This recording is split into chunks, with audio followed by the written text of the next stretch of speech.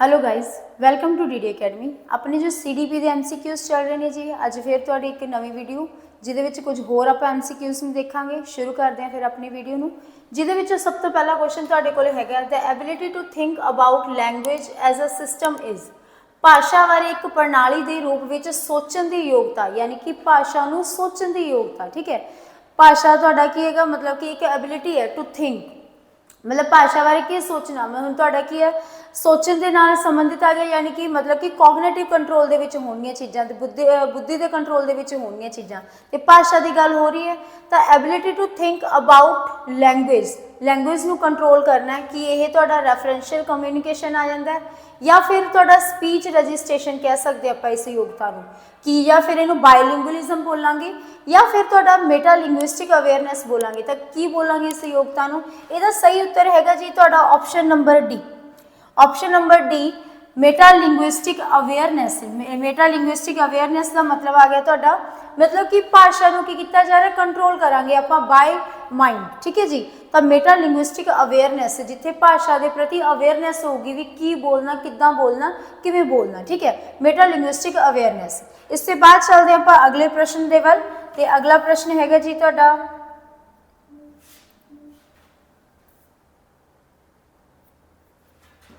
हाँ जी, अगला क्वेश्चन आ गया, which of the following are two major features of Piaget's formal operational stage of cognitive theory. जो पियाजे की कॉग्निटिव थ्योरी है उसकी दो जी तुहाडी फॉर्मल ऑपरेशनल स्टेज है जी, चौथी स्टेज है तुहाडी पियाजे की थ्योरी की। उहदे की दो तुहाडे जिहड़े हैगे मेजर फीचर ने वो दसने आपां ने। ठीक है, ऑप्शंस ने hypothetico deductive reasoning and proportional thoughts. इसके बाद आ गया number 2 spatial reasoning and hypothetico deductive reasoning. C option कह रही है सीरिएशन एंड प्रोपोर्शनल थॉट, या फिर D option spatial reasoning and proportional thought.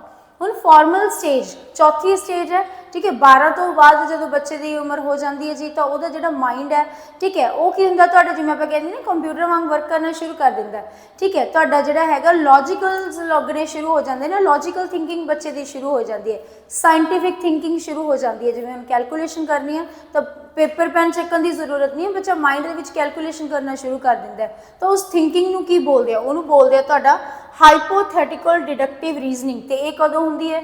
जदों बच्चे की उम्र 12 साल तो बाद अडोलसेंस वाली स्टेज आ जाता ना बच्चा, उदों जिहड़ा कि तुहाडा माइंड इन्ना कैपेबल हो जाता हुंदा हैगा भी इन्ने अपनी सोचण समझण की शक्ति जिहड़ी हुंदी है तुहाडी शुरू हो जाती है, मतलब इन्नी कैपेबल हो जाता बच्चा। ठीक है, तो फिर यदा सही उत्तर आऊगा तुहाडा hypothetico deductive reasoning and proportional thought. ठीक है जी, तो इस एज दे विच ये चीज़ शुरू हो जाती है।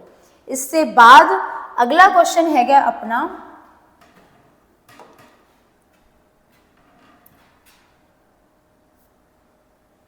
हाँ जी, अगला क्वेश्चन आ गया, according to Vygotsky's theory the process whereby two participant who begin task with different understanding arrive at a shared understanding known as। ठीक है, हुण वाइगोस्की की थ्योरी है जी, जिहदे विच दो तुहाडे कह लो जे दो बच्चे ने जिहड़े पार्टिसिपेंट ने, ठीक है, उन्होंने की है डिफरेंट थिंकिंग है, तो वो की कर रहे हैं, पार्टिसिपेट कर रहे एक सिंगल टास्क दे विच।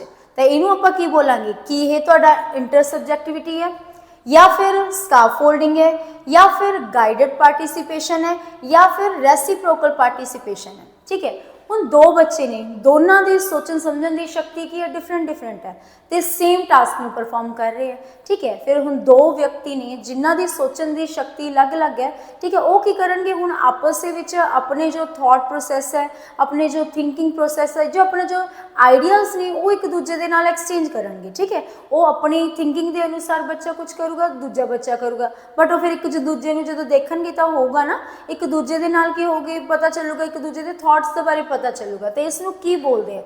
इनू बोलते हैं तुहाडा इंटर सब्जैक्टिविटी। ठीक है जी, तो इसका सही उत्तर आ जाऊगा तुहाडा ऑप्शन नंबर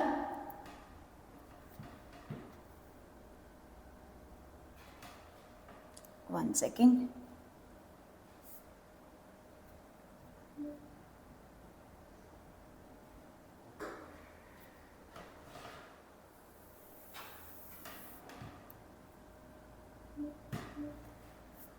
क्वेश्चन अपना ए वाला सीगा, चलो फिर ਇਹਦਾ उत्तर की आ गया जी अपना option number A intersubjectivity. ठीक है जी।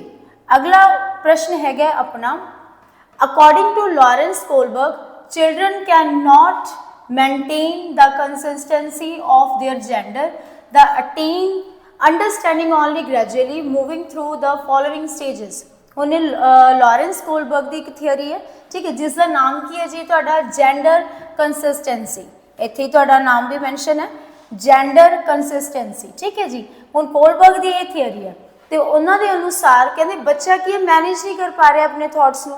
ठीक है जी। तो फिर ਕਿਹੜੀ ਤੁਹਾਡੇ ਜਿਹੜੇ ਹੈਗੇ ਕਿਸ ਚੀਜ਼ ਦੇ ਨਾਲ ਸੰਬੰਧਿਤ ਹੈ ਇਹ ਚੀਜ਼ ਦੱਸਣੀ ਆਪਾਂ ਨੇ।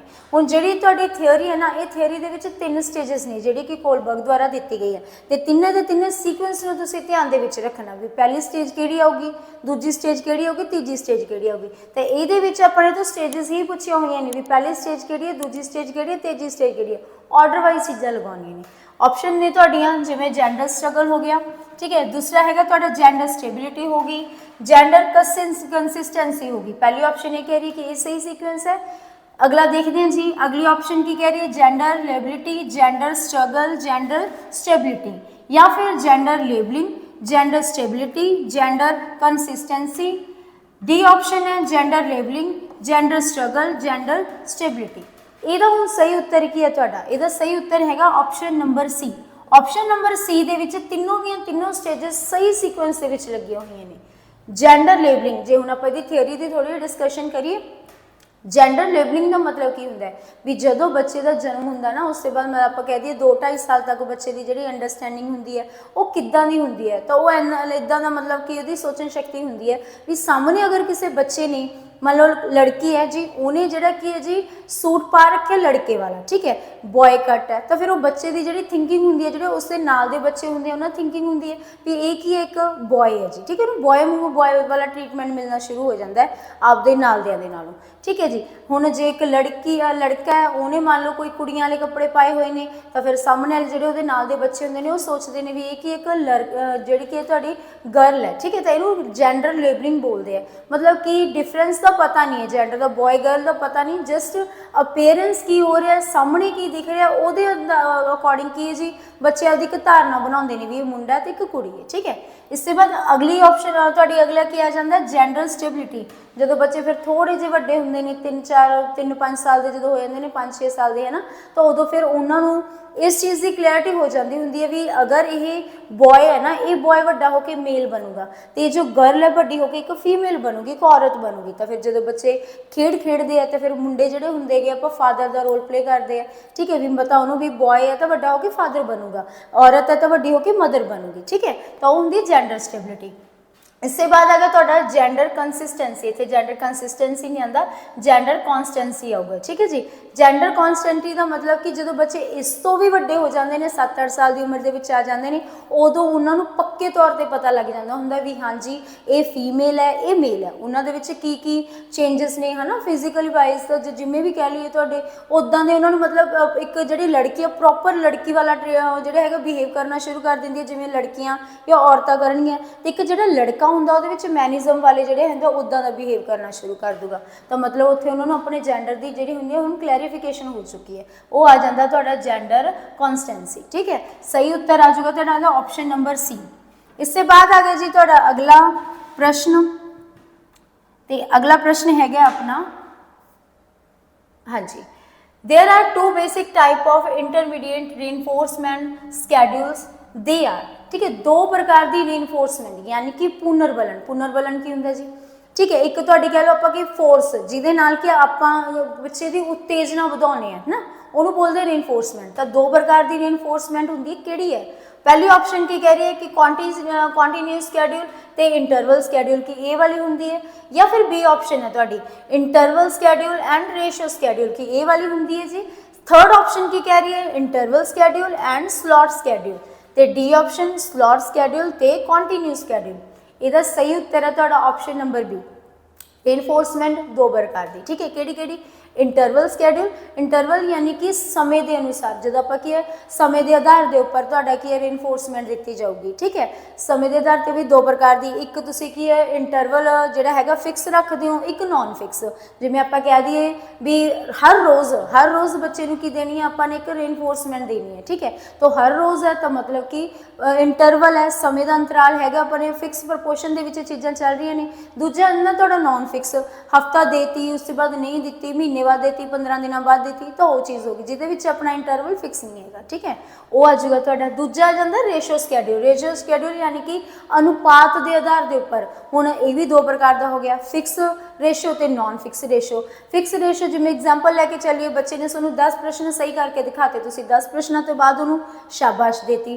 ठीक है, फिर बच्चे ने 10 क्वेश्चन वधिया करते, फिर तुसीं उन्होंने शाबाश देती, फिर 10 क्वेश्चन वधिया करते, फिर शाबाश देती। तो वह हो गया थोड़ी फिक्स रेशो के चीज़ां चल रही। नॉन फिक्स फिर उल्टा हो गया भी हुण कोई भी मतलब ये नहीं है 15 हो तुहाडा मन है 15 क्वेश्चन बाद दो, तुहाडा मन है 20 क्वेश्चन बाद दो, तुहाडा मन है 2 क्वेश्चन बाद दे दो। ठीक है, वो हो गया थोड़ा नॉन फिक्स। तो इसका सही उत्तर क्या आ जाएगा तुहाडा option number B, interval schedule and ratio schedule. ठीक है, दो प्रकार की रेनफोर्समेंट होंदी है जी, ध्यान रखियो।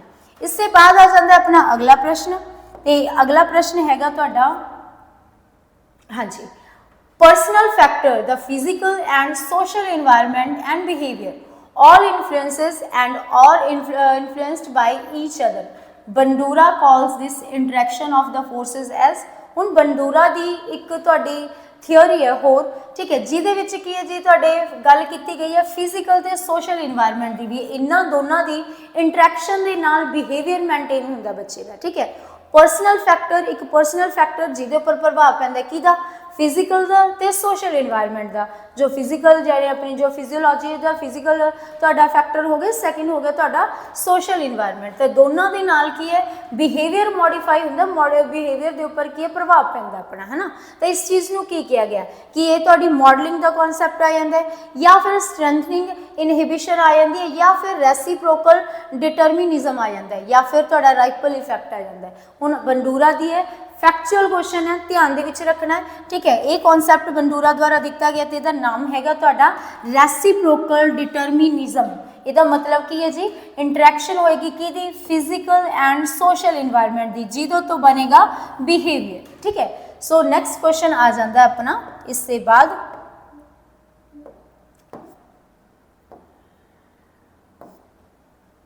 हाँ जी, अगला क्वेश्चन आ गया तुहाडा, a teacher wants to know about the level of accomplishment attained in her subject after the completion of the session या फिर टर्म।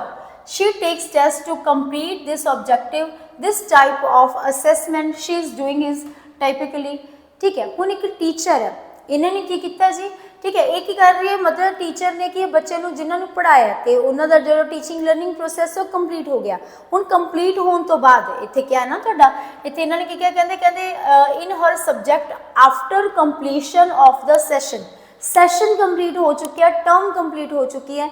इससे बाद टीचर की कर रही है, एक टेस्ट ले रही है, तो वो टेस्ट जो ले रही है वो की कर रही है, किस प्रकार की असैसमेंट है, थोड़ी तो ये चीज़ पूछी जा रही है जी कि यह फॉर्मेटिव असैसमेंट है या फिर टैक्सट बुक असैसमेंट है या फिर थोड़ा समेटिव असैसमेंट है या फिर ऑब्जेक्टिव असैसमेंट है। हुण टास्क पूरा हो गया, कंप्लीट हो गया सैशन। ठीक है, पूरे का पूरा जिमें हम आप कह दी ना लास्ट से तुहाडा कि सैशन पूरा हो गया, लास्ट से आप पक्के पेपर लैने बच्चों के, तो वो किस प्रकार की असैसमेंट है जिहदे आधार पर फाइनल रिपोर्ट कार्ड रेडी होगा, उन्होंने बोलिया जाता तुहाडा समेटिव असैसमेंट। ठीक है, जदों की हो जाता अपना टीचिंग लर्निंग प्रोसैस पूरा हो जाता है तो आप इस उद्देश्य के नाल चलते हैं, बच्चे को असैस करते हैं भी बच्चे ने कितना सीख लिया। ठीक है, हुण तुसीं उहदे अंदर होर मॉडिफिकेशन नहीं कर सकते, फाइनल रिपोर्ट कार्ड रेडी करके दोगे, वो बन चुका तुहाडा समेटिव असैसमेंट।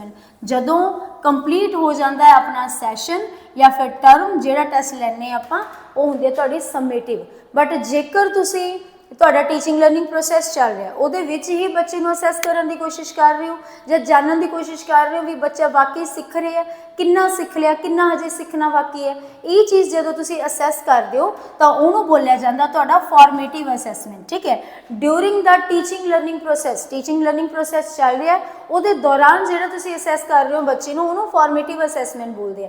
हुण जे इत्थे तुहानूं लगदा है भी बच्चा वीक जा रहा है, ਬੱਚੇ ਨੂੰ ਸਮਝ ਨਹੀਂ ਆ ਰਹੀ, ਬੱਚਾ ਪਿੱਛੇ ਜਾ ਰਿਹਾ, ਠੀਕ ਹੈ ਜੀ, ਨਾਲਦਿਆਂ ਦੇ ਨਾਲ ਕੀ ਪਛੜ ਰਿਹਾ, ਉਹਨੂੰ ਸਮਝ ਨਹੀਂ ਆ ਰਹੀ, ਤਾਂ ਫਿਰ ਉੱਥੇ ਆਪਾਂ ਦਿੰਦੇ ਹਾਂ ਬੱਚੇ ਨੂੰ ਰੈਮੀਡੀਅਲ ਟੀਚਿੰਗ। ਹੁਣ ਉਹ ਰੈਮੀਡੀਅਲ ਟੀਚਿੰਗ ਕੀ ਕਰਦੀ ਹੈ, ਤੁਹਾਡਾ ਟੀਚਿੰਗ ਲਰਨਿੰਗ ਦੇ ਵਿੱਚ ਜਿਹੜਾ ਗੈਪ ਰਹਿ ਗਿਆ ਨਾ, ਉਹ ਗੈਪ ਨੂੰ ਫੁੱਲਫਿਲ ਕਰਦੀ ਹੈ, ਠੀਕ ਹੈ। ਤਾਂ ਫਿਰ ਇਹ ਆ ਜਾਊਗਾ। ਬਟ ਇੱਥੇ ਪੁੱਛਿਆ ਸੀ ਕੰਪਲੀਸ਼ਨ ਦੇ ਵੇਲੇ ਕਿਹੜਾ ਹੋ ਜਾਂਦਾ, ਆਪਾਂ ਟੈਸਟ ਲੈਂਦੇ ਹਾਂ ਜਾਂ ਕਿਹੜੀ ਅਸੈਸਮੈਂਟ ਹੁੰਦੀ ਹੈ, ਉਹ ਹੁੰਦੀ ਹੈ ਤੁਹਾਡੀ ਸਮੇਟਿਵ ਅਸੈਸਮੈਂਟ। ਇਹਦੇ ਬਾਅਦ ਚੱਲਦੇ ਹਾਂ ਜੀ ਆਪਾਂ ਅਗਲੇ ਪ੍ਰਸ਼ਨ ਦੇ ਵੱਲ। ਤੇ ਅਗਲਾ ਪ੍ਰਸ਼ਨ ਕੀ ਕਹਿ ਰਿਹਾ ਤੁਹਾਡਾ, अगला प्रश्न है when a teacher is assessing student in classroom which is following is an objective is avoided considering it is a authentic taste. ठीक है, हुण टीचर है क्लासरूम दे विच बच्चे नूं असैस कर रही है जी, ठीक है, मुलांकन चल रहा है उन्हों का, तो किहड़ी चीज़ है, कहते उद्देश्य आप लैके चल रहे, तो उद्देश्य वजों किहड़ी चीज़ है जिन्हों आप अवॉइड करांगे, उन्होंने परहेज करांगे। ठीक है, किहड़ी चीज़ नूं अवॉइड किया जाऊगा, give feedback to student about their performance, बच्चे नूं भी फीडबैक ना दी जाए, उन्होंने ना दस्या जाए भी उसकी परफॉर्मेंस के बारे किस चीज़ तो परहेज करिए। या फिर B option assess students habits the reparatives, विद्यार्थी दी जो भी आदत ने, जो भी नींदियां पणियां, ठीक है, भंडार है जो कह लो वो आदतों जोड़ा की करना आप असैस कर रहे हैं, वो बारे बच्चे नूं दसना।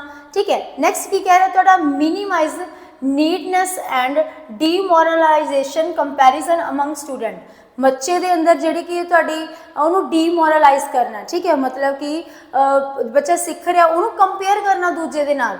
ठीक है, ये चीज़ हो जो विद्यार्थी विच बेलोड़ी ते निराशाजनक तुलना नूं घट तो घट करिए, ये चीज़ करिए। ठीक है, मतलब उहनूं कंपेयर करिए या फिर उहनूं तुसीं डीमोटिवेट करिए, ये चीज़ करिए। नैक्सट आ जाता तुहाडा students individual aptitude learning style should not be consider, कि बच्चे के जोड़े होंगे ने वो इंडिविजुअल डिफरेंसिस में समझना, हर एक बच्चा विभिन्न होंगे ना, तो उसकी सोचने की शक्ति, समझने की शक्ति, सीखने की सब की अलग अलग होंगी, कि इस चीज़ में आप ध्यान दे ना दिए। ठीक है, ये विचार ना किया जाए, किहड़ी चीज़ है जिहदे उपर आप अवॉइड करांगे, तो फिर इत्थे तुहाडा आ जाऊगा सही उत्तर आ जाऊगा जी तुहाडा minimise needless and demoralising comparison among the student, बच्चों के अंदर जिहड़ी की है तुसीं ने आप कह लीए जिहड़ा आप करदे ने कंपैरिजन, वो बाहला ज़्यादा नहीं करना। ठीक है जी, उन्होंने की लिमिट दे विच रखना, चीज़ नूं की करना, मिनीमाइज करना, तुलना घट तो घट करनी उहदी। ठीक है, बच्चे नूं फ्रीली सीखण दे लई कि मौका दिता जाए, तां जो कि है वो अगे जिहड़ा कि बैटर सीख सके। ठीक है, तो इत्थे आ जाओ तुहाडा option number C, minimise needless and demoralising comparison among student. ठीक है जी, इससे बाद आ जाता अपना अगला प्रश्न। अगला प्रश्न हैगा तुहाडा, whenever you are making a multiple choice question, wrong answers are offered as choices with the correct answer, these wrong answers are known as, हुण जदों MCQs बनते हैं, मल्टीपल चॉइस ऑफ क्वेश्चनस बनते हैं।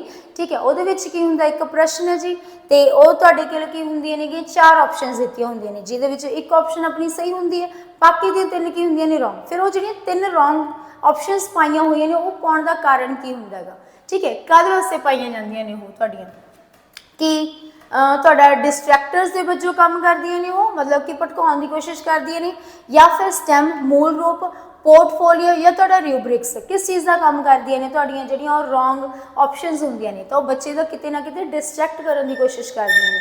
ठीक है जी, तो डिस्ट्रैक्टर वजों काम करदियां ने, तो फिर इसका सही उत्तर की आ जाऊगा अपना ऑप्शन नंबर ए।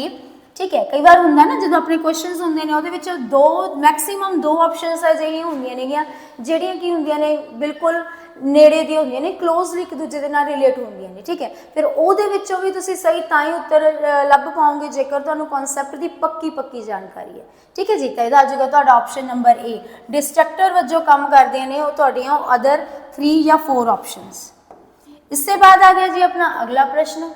अगला प्रश्न की कह रहे हैं, the basic idea of inquiry learning involve following elements. हुण लर्निंग की इंक्वायरी करनी है, ठीक है, तो फिर ਉਹਦੇ ਲਈ ਕਿਹੜੀ चीज़ पुछे गिछे सीखण के मूल विचार विच किहड़े तत्व ने जिहड़े कि शामिल होणगे। ऑप्शंस देख लैंदे हैं। पहली ऑप्शन की कह रही है फॉर्मुलेट हाइपोथेसिस करना। ठीक है, उसके बाद कलैक्ट करना कंक्लूजन नू। नैक्सट की कह रही है एक्सेप्ट रिव्यू विदाउट रिफ्लैक्शन, बिना रिफ्लैक्शन तो रिव्यू कलैक्ट कर लेना। ठीक है, एक्सेप्ट करना। बी ऑप्शन की कह रही है डाटा कलैक्ट करो, उसके बाद कलैक्ट करो उसे कंक्लूजन ते एक्सैप्ट रिव्यूज़ विदाउट रिफ्लैक्शन, बिना रिफ्लैक्शन तो फिर रिव्यूज़ को की कर लो जी एक्सैप्ट करो। ठीक है, सी ऑप्शन की कह रही है फॉर्मुलेट हाइपोथेसिस। ठीक है, पहला की एक कल्पना बनाओ, उसके बाद कि ਉਹਦੇ आधार के उपर कंक्लूजन ਨੂੰ ड्रॉ करो, सिट्टे कड्डो ਉਹਦੇ। ठीक है, फिर की करो एक्सैप्ट कर लो बिना रिफ्लैक्शन तो। तो फोर्थ ऑप्शन की कह रही है फॉर्मुलेट हाइपोथेसिस, पहला एक कल्पना तैयार करो। ठीक है, फिर डाटा इकट्ठा करो, कलैक्ट डाटा, जानकारी ਨੂੰ इकट्ठा करो, ਉਹਦੇ आधार के उपर ड्रॉ कंक्लूजन, ਉਹਦੇ आधार ਤੇ सिट्टे कड्डो, तो फिर करो जी reflect on the original problem, फिर लभो एक सही तुहाडी जिहड़ी हैगी है समस्या दे जिहड़ा हैगा मूल समस्या दे प्रतिबिंब ਨੂੰ ਲੱਭਣਾ। ਕਿਹੜੀ ਚੀਜ਼ है जी अपना लर्निंग के प्रोसैस चल रहा होंदा भी सारिया चीज़ां की होंदियां तुहाडियां किहड़े आइडिया ਨੂੰ ਲੈ ਕੇ ਚੱਲਦੇ ਹੁੰਨੇ ਆਪਾਂ। ठीक है, तो फिर किहड़ी चीज़ां ने जिहड़ियां शामिल होणगियां, तो फिर इहदा तुहाडा ना सही उत्तर बनूगा जी ऑप्शन नंबर डी। ठीक है, फॉर्मुलेट हाइपोथेसिस, पहला की करांगे आप एक कल्पना तैयार करांगे, फिर ਉਹਦੇ आधार ते डाटे ਨੂੰ इकट्ठा करांगे, फिर डाटा इकट्ठा हो गया, फिर ਉਹਦੇ सिट्टे निकलणगे। ठीक है, फिर ਉਹਦੇ आधार के उपर पता चलूगा ओरिजिनल प्रॉब्लम बारे। ठीक है जी, इससे बाद आ गया तुहाडा अगला प्रश्न। अगला प्रश्न आ गया जी अपना, this stage is the time of sexual reawakening, the source of sexual pleasure now become outside the family, these stages is Freud's psychosexual theory is. ठीक है, हुण वो स्टेज जदों कि सैक्शुअल अर्ज जिहड़ी हुंदी है जी वो की हो रही है रीअवेकनिंग हो गई, वो दोबारा पुनर्जागृत हो चुकी है। ठीक है, तो कहते ये जी है तुहाडे सैक्शुअल प्लेजर का जिहड़ा कि एक सोर्स वजों की है बाहर आती है जी वो। ठीक है, तो फिर कहते इस स्टेज नूं किहड़ी मन्नांगे आपां साइकोसैक्शुअल थियोरी के अनुसार। सिगमंड फ्रूड की थियोरी है साइकोसैक्शुअल थियोरी, जिहदे विच उहने सैक्शुअल अर्ज की गल की है, जिहदे करके उहदा बहुत ज़्यादा क्रिटिसाइज भी उहनूं कीता गया, क्योंकि मोस्ट ऑफ तुहाडे जिन्ने भी साइकोलॉजिस्ट ने सब ने कहा जी डिवेलपमेंट के उपर तुहाडा समाजिक विकास समाज का प्रभाव पैंदा है, कोई कहता कल्चर का प्रभाव पैंदा है, कोई कहता बुद्धि का प्रभाव पैंदा है, कोई कहता इमोशनस का प्रभाव पैंदा है। बट साइकोसैक्शुअल थियोरी दे विच सिगमंड फ्रूड ने सैक्शुअल अर्ज की गल की है भी इस चीज़ का कि बंदे की पर्सनैलिटी के उपर प्रभाव पैंदा है। ठीक है जी, तो फिर वो कहते जी ये सैक्शुअल अर्ज है वो रीअवेकनिंग वो होगी किहड़ी स्टेज दे विच होगी, कि वो फैलिक स्टेज दे विच होगी, एनल दे विच होगी, लेटेंसी दे विच होगी, या फिर जेनिटल दे विच होगी। हुण इहदा तुहाडा सही उत्तर की आ जांदा जी दोबारा अवेकनिंग होगी तुहाडी इहदी जेनिटल दे विच। ठीक है, हुण जेनिटल पीरियड किहड़ा हुंदा जदों 12 साल तो बाद की जिहड़ी उम्र हुंदी है वो आ जांदी है तुहाडी इहदे विच। ठीक है, इदों पहलां भी एनर्जी जिहड़ी हुंदी है बच्चे का जदों जन्म हुंदा उदों ही हुंदी है। ठीक है, तो उस टाइम पर जिहड़ा इस अर्ज का जिहड़ा आपां कह लईए ओरिजिन हुंदा है भी सेंटर पॉइंट की हुंदा वो मूँह हुंदा, तो बच्चा जो भी प्लेजर फील करता ना, जो भी मतलब कि उन्होंने लगता खुशी मिलती है वो मूँह द्वारा हासिल करता, फिर हौली हौली वो नीचे वाल आनी शुरू हो जाती है। ठीक है, एनल दे विच आ जाती है, तो फिर उत्ते फिर बच्चे की की एक्टिविटी होंगी है जी बच्चा की करता अपना जो वॉशरूम होंगे उन्होंने कंट्रोल करने की कोशिश करता है। ठीक है, तो फिर वो जो सेंसेशन होंगी है वो तो प्लेजर मिलता है, तो हौली हौली हौली हौली जो फिर की आ जाती है जी फैलिक स्टेज आ जाती है, जिहदे की होंगी है ये अर्ज मतलब एक बच्चे का जोड़ा होंगे एक लड़का होंगे वह झुकाव हो जाता अपनी मदर के वाल, तो एक लड़की होंगी वह झुकाव हो जाता अपने फादर के वाल, वो चीज़ आ जाती है। लेटेंसी स्टेज आ जाती है, लेटेंसी स्टेज जो आ जाती है 5 साल का बच्चा हो जाता है ना, 5 तो 12 साल का जेकर आप लैके चलीए, तो हुण ये स्टेज है जो बच्चे का जोड़ा की होंगे जी इन्वायरमेंट चेंज होता है। इन्वायरमेंट तो भाव मतलब बच्चा की हुण घर तो बाहर निकलूगा, ठीक है, स्कूल जाऊगा, नेबरस दे नूं मिलूगा, तो वो की एक सोसाइटी चेंज होगी, तो फिर वो जब एक नवी जगह के उपर जाता तो फिर वो की होगा वो जी एनर्जी होंगी है ना, तो वो कुछ टाइम के लिए रुक जाती है। क्यों? क्योंकि बाकी की सारी जी एनर्जी होंगी वो बाकी एक्टिविटीज़ के लगना शुरू हो जाती है, जिमें खेड कुद के हुण स्कूल जाता सवेरे 8 बजे जाऊगा, 2 बजे आऊगा, फिर ट्यूशनस से जाऊगा है ना, फिर अपने दोस्तों के नाल खेडूगा, तो वो एनर्जी जी होगी सी ना वो कुछ समय के लिए की हो जाती है तो लुप्त हो जाती है, तो लेटेंसी स्टेज के लुप्त हो जाती है। पर जो बच्चा जेनेटिकल स्टेज के आता जी, ठीक है, 12 साल का होंगे, फिर वो हारमोनल चेंजेस होने शुरू हो जाते हैं, फिर वही एनर्जी जी कुछ समय के लिए पहला रुक गई सी वो फिर तो जी कि एक नवी एनर्जी के नाल तुहाडी की है जी फिर वो ब्लास्ट होगी, फिर कि बाहर निकल के आती है, फिर इत्थे जी वो एनर्जी होंगी है, फिर इत्थे तुहाडी जी एनर्जी होंगी है वो बहुत इंटेंस लैवल की होंगी है, तो एक लड़की का झुकाव लड़के वाल तो एक लड़के का झुकाव लड़की वाल ज़्यादा देखने को मिलता है। ठीक है जी, तो फिर ये आ जाती है तुहाडी रीअवेकनिंग पूछी सी ना, तो किहड़ी स्टेज दे विच होंदी है, तो जेनेटिकल स्टेज दे विच होंदी है। इससे बाद आ गया तुहाडा अगला प्रश्न। अगला प्रश्न आ गया जी अपना, the person responsible for the development and design of the first usual individual test of intelligence. ठीक है, किहड़ी परसनैलिटी इन्हां दे विचों जिन्हें पहला इंडिविजुअल टेस्ट ऑफ इंटैलीजेंस का पहला इंडिविजुअल टेस्ट दिता सी, किन्हां ने दिता सी? कि सिगमंड फ्रीड ने दिता, हुणी गल हो के हटी अपनी इन्हां दी। ठीक है, या फिर ब्रूनर ने दिता जी, या फिर बिनेट ने दिता, बिनेट हो गए तुहाडे। ठीक है, एल्फ्रेड बिने, या फिर जीन पियाजे ने दिता। तो फिर किन्हां ने दिता सी इंटैलीजेंस?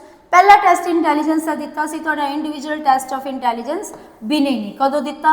1905 विच दिता सी। ठीक है जी, कित्थे दिता? फ्रांस दे विच दिता, ध्यान च रखियो। ठीक है, तो पहला तुहाडा टेस्ट दिता एल्फ्रेड बिने ने। ठीक है जी, इससे बाद चलते हैं फिर आप अगले प्रश्न वाल। तो अगला प्रश्न हैगा तुहाडा, हाँ जी, अकॉर्डिंग टू लेव वाइगोस्टी, ठीक है, उन्होंने अनुसार की धारणा, चार ऑप्शनस तुहानूं दित्तियां होईयां ने। लेव वाइगोस्टी जिन्हां दी थियरी हैगी तुहाडी सोशल कल्चर थियरी, भी बच्चा सिੱਖਦਾ है कित्थे समाज दे विच आके, कल्चर दे विच आके चीज़ां की करदा, उहदी जो लर्निंग हुंदी है, जो उहदा विकास हुंदा है। ठीक है, तो हुण पहली ऑप्शन की कह रही है, children learn language through a language acquisition drive, बच्चे भाषा मुहिम राही जिहड़े कि भाषा नूं सिੱਖਦੇ है जी। ठीक है, फिर बी ऑप्शन की कह रही है तुहाडी, interaction with adults and peer does not influence language development. हुण एडल्ट्स नूं मिलना, सगे जिहड़े हैगे साथियों दे नाल मिल के कि बच्चे की भाषा का विकास नहीं हुंदा। हुण ये ऑप्शन तो यही कह रही है भी जिहड़े हैगे जी साथियों का गलबात के उपर या भाषा के उपर कोई प्रभाव नहीं पैंदा। बी सी ऑप्शन तुहाडी की कह रही है, language development changes the nature of the human thought. हुण जिवें जिवें भाषा का विकास हुंदा है उवें उवें व्यक्ति दे जिहड़ी हैगी आ सोचण दी शक्ति, जां कह लो सोचण दा जो नज़रिया है ना, उहदे विच तब्दीलियां हुंदियां ने। सी ऑप्शन ये कह रही है। डी ऑप्शन की कह रही है जी, culture play a very small role in language development. हुण कल्चर कहंदे भी बहुत छोटा जिहा रोल प्ले करदा हैगा भाषा के विकास दे विच। किहड़ी चीज़ है, हुण किस चीज़ के नाल संबंधित है लेव वाइगोस्टी? तो इहदा सही उत्तर की आ जाना तुहाडा ऑप्शन नंबर सी। ठीक है जी, ऑप्शन नंबर सी अपना आ जाता सही उत्तर। Language development changes the nature of human thought. जिमें जिमें बच्चा विकास होंदा उहदा जी समाज दे विच विचरदा, कल्चर दे विच विचरदा, उत्थे उहदी भाषा का विकास होंदा, उत्थे उहदी बुद्धि का विकास होंदा। तो फिर जिमें जिमें वो सीखदा है, जिमें जिमें भाषा सीखदा, उवें उवें उहदा थॉट प्रोसैस जिहड़ा है उहदे सोचण दी, उहदे समझण दी जिहड़ी शक्ति है उहदे विच भी चेंजेस आउंदे हैं। ठीक है जी, so changes the nature of human thought, इहदा सही उत्तर आ गया तुहाडा ऑप्शन नंबर सी। हुण तुहाडी आह वाली ऑप्शन जिहड़ी कह रही, कहंदी एडल्ट्स का ते पीयर का प्रभाव पैंदा जी भाषा के विकास के उपर। ठीक है, कल्चर का स्मॉल रोल नहीं है, इहदा तां बिग रोल है अकॉर्डिंग टू इन्हां दी थ्योरी। ठीक है जी, इससे बाद चलते हैं आप अगले प्रश्न दे वल। अगला प्रश्न हैगा तुहाडा, according to right to education act 2009 children with special needs should study. RTE 2009 के तहत जो स्पैशल कैटेगरी के जो बच्चे जो स्पैशल चाइल्ड है, स्पैशल चाइल्ड टैग उन्होंने बच्चों को दिता गया जिन्होंने किसी ना किसी किस्म की डिसेबिलिटी है। ठीक है, तो 2009 का जो RTE आया तुहाडा, उहदे अनुसार उन्होंने लिए की चीज़ को रखा गया कि एजुकेशन की फील्ड के विच उन्होंने बच्चों के लिए की कुछ स्पैशल किया गया, ये देखना आपने। ठीक है जी, ऑप्शन ए की कह रही है तुहाडी, इन vocational training centres which would be prepare them for a life skill. हुण वो बच्चे जिहड़े कि तुहाडे किसी ना किसी डिसेबिलिटी का शिकार है, यानी कि स्पैशल बच्चे ने, कि उन्होंने वोकेशनल ट्रेनिंग सेंटर बनाए जान जिथे कि वो लाइफ स्किल्स नूं सीख सकन। ठीक है, बी ऑप्शन की कह रही है, at home which their parents and care givers provide necessary support. हुण RTE ये कह रहा है भी वो बच्चे घरे रहन तो उन्होंने मापे या उन्होंने जो भी केयर टेकर उन्होंने ध्यान रख रहे हैं उन्होंने जी हैगी जी नैसेसरी सपोर्ट का ध्यान रखन, वो उन्होंने जी हैगी वो सपोर्ट प्रोवाइड करन। या फिर C option, in special schools created exclusively for them, उन्होंने स्पैशल स्कूल खोले जान। या फिर तुहाडी D option, in inclusive education setup with provisions to cater their individual need. हुण इनक्लूसिव एजुकेशन सैटअप की जाए, इनक्लूसिव एजुकेशन मतलब कि समावेशी सिक्ख्या। हुण समावेशी सिक्ख्या की है तुहाडी अजिही सिक्ख्या प्रणाली जिहदे तहत सारे बच्चे, चाहे वो स्पैशल बच्चे है चाहे वो गिफ्टेड बच्चे है या फिर वो नॉर्मल बच्चे है, सारे दे सारे एक छत के हेठां बैठ के पढ़नगे, एक दूजे दे नाल, एक दूजे की सहयोग के नाल बैठ के एक दूजे दे नाल इक्को ही जगह के उपर सिक्ख्या नूं हासिल करनगे। ये हैगी तुहाडी इनकलूसिव एजुकेशन। कि RT 2009 ने इस चीज़ की गल की, तो यदा तुहाडा सही उत्तर की है जी? तुहाडा सही उत्तर है ऑप्शन नंबर डी, इनकलूसिव एजुकेशन। यानी कि एक अजिही सिक्ख्या प्रणाली जिथे कि चाहे बच्चा स्पैशल है, चाहे बच्चा तुहाडा अपना कह लीए गिफ्टेड है जी, हर एक नूं इक्वल ट्रीटमेंट मिल सके। कम से कम एजुकेशन फील्ड अजिही होवे, एजुकेशन का खेतर, सिक्ख्या का खेतर अजिहा होवे, मतलब कि इन्ना प्योर होवे जिथे अजिहे बच्चों के नाल किसी भी किस्म का वितकरा ना किया जा सके। कारण की है इनकलूसिव एजुकेशन का? तां जो कि अलग अलग प्रकार के बच्चे ने वो एक दूजे नूं समझण, उन्हां दी फीलिंग्स नूं समझण, ते बच्चे की है एक दूजे के नाल सहयोग की भावना के नाल रहन। ठीक है, तो स्पैशल बच्चों के प्रति उन्हां दी जो बनती रिस्पैक्ट है वो उन्हां नूं मिले, तो ये चीज़ है जी तुहाडा इनकलूसिव एजुकेशन का एजेंडा। ठीक है, इसके बाद आ जाती है तुहाडी अगला, इसके बाद आ जाता अपना अगला प्रश्न। अगला प्रश्न की कह रहा है जी अपना, an effective teacher in classroom where students come from diverse background would। ठीक है, हुण एक प्रभावशाली अध्यापक जिथे विद्यार्थी विभिन्न पिछोकड़ तो आ रहे हैं, हुण बच्चे की ने डिफरेंट बैकग्राउंड्स तो आ रहे हैं, डाइवर्स बैकग्राउंड्स तो आ रहे हैं, तो फिर एक प्रभावशाली टीचर की करूँगा? ठीक है जी, की करेगा वो? Create groups of students with those from same economical background put together. वो की करेगा? ग्रुप बनाएगा, किन्ना दा? वो बच्चों का ग्रुप जेडे सेम इकनॉमिकल कंडीशन ने जिन्हों दियाँ, अजिहे बच्चों के ग्रुप बना देगा। या फिर तुहाडा push student from deprived background to work hard so that they can match up with their peers. हुण वो बच्चे जिहड़े बैकग्राउंड तो आ रहे हैं, ठीक है जी, पछड़े हुए वर्गों तो आ रहे हैं, उन्होंने की किया जाए? उन्होंने तो हार्ड वर्क करवाएगा भी इन्हों के नाल की करो, इन्हों की रेस के विच की होवो, शामिल होवो। ठीक है जी। या फिर C option, focus on their culture knowledge to address individual differences among the group. तो की करेगा टीचर? की करेगा? फोकस करेगा कल्चर नॉलेज के उपर, वो जिस संस्कृति के नाल जुड़े हुए हैं, जिस तबके के नाल जुड़े हुए हैं, उन्होंने उस नॉलेज के उपर फोकस करेगा, तो इंडिविजुअल डिफरेंसिस जोड़े है वो उपर की करेगा? ध्यान देगा। ठीक है। या फिर डी ऑप्शन, जो कल्चर नॉलेज है जी उन्होंने तो इग्नोर ही कर देगा। ठीक है, तो बच्चों को ट्रीट करेगा एक यूनीफॉर्म मैनर के नाल। हुण अलग अलग प्रकार के बच्चे है, ठीक है जी, तो अलग अलग कम्यूनिटी तो आए हैं, अलग अलग जगह तो आए हैं, है ना, तो फिर उन्होंने जो कल्चर, उन्होंने जो डिफरेंसिस आ उन्होंने अपन ध्यान के रखते हुए उन्होंने ट्रीट करना होगा, है ना। तो फिर इतने तुहाडा सही उत्तर की बनूगा? फोकस करना पऊगा आपां बच्चे किस तरीके के बैकग्राउंड तो आ रहे हैं, किस तरीके के कल्चर तो आ रहे हैं, तो उन्होंने जो इंडिविजुअल डिफरेंसिस ने जी उन्होंने भी की करना पऊगा, आपां ध्यान के रखना पऊगा। ठीक है, तो फिर इत्थे की आ जाऊगा तुहाडा सी ऑप्शन बिल्कुल सही बैठदा जी। नैक्सट क्वेश्चन वाल चलते हैं, तो अगला क्वेश्चन है अपना,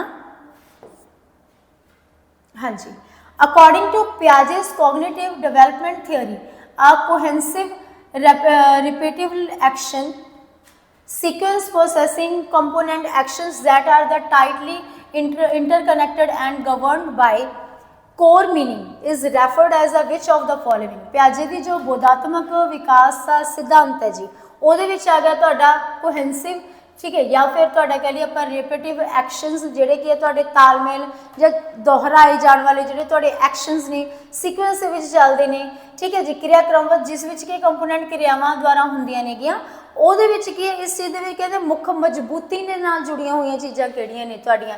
it is referred which of the following. ठीक है, कोर मीनिंग की है उस चीज़ का, ठीक है, कि स्कीमा उसका मीनिंग है, या फिर ऑपरेशन, या फिर स्टेज, या फिर तुहाडा ईगोसेंट्रिक। ठीक है जी, तो की चीज़ है? तालमेल बिठाना, ठीक है जी, चीज़ों को दोहराना, की चीज़ है तुहाडा किहदे नाल संबंधित है? ਇਹਦਾ तुहाडा सही उत्तर बन जाता है ऑप्शन नंबर ए, स्कीमा। ठीक है, सो ध्यान दे विच रखिए ऑप्शन नंबर ए, स्कीमा इसका अपना सही उत्तर आ जाएगा। इससे बाद आ गया तुहाडा अगला प्रश्न, तो अगला प्रश्न हैगा जी अपना, conventional morality is a stage which comes in which of the following theory. Conventional morality किहड़ी थियोरी का पार्ट है, या किहड़ी थियोरी की एक स्टेज है? कि ये कॉग्निटिव डिवेलपमेंट थियोरी की स्टेज है, या फिर मॉरल डिवेलपमेंट थियोरी का पार्ट है जी, या फिर थियोरी ऑफ इंस्ट्रक्शन का, या फिर तुहाडा ट्रायल एंड एरर थियोरी का। तो मोरालिटी वाली जो अपनी तुहाडी थियोरी है जी, वो थियोरी किहड़ी है तुहाडी? ਮੋਰਲ ਡਿਵੈਲਪਮੈਂਟ ਕੋਲ अपने ਜਿਹੜੀ ਆ ਗਈ ਤੁਹਾਡੀ ਕੋਲਬਰਗ ਦੀ ਥਿਊਰੀ, ਠੀਕ ਹੈ ਜੀ। ਤਾਂ ਫਿਰ ਉਹਦੀ ਥਿਊਰੀ ਹੈ ਮੋਰਲ ਡਿਵੈਲਪਮੈਂਟ, ਉਸੇ ਦੀ ਤੀਜੀ ਆਪਣੀ ਕੀ ਸੀਗਾ ਤੁਹਾਡੀ ਸਟੇਜ ਹੈ ਕਨਵੈਨਸ਼ਨਲ ਮੋਰੈਲਿਟੀ, ਠੀਕ ਹੈ। ਤਾਂ ਫਿਰ ਇਹ ਹੋ ਗਿਆ ਤੁਹਾਡਾ बी ਇਸ ਦਾ ਰਾइट आंसर। इससे बाद आ गया अपना अगला प्रश्न, ਤੇ अगला प्रश्न हैगा जी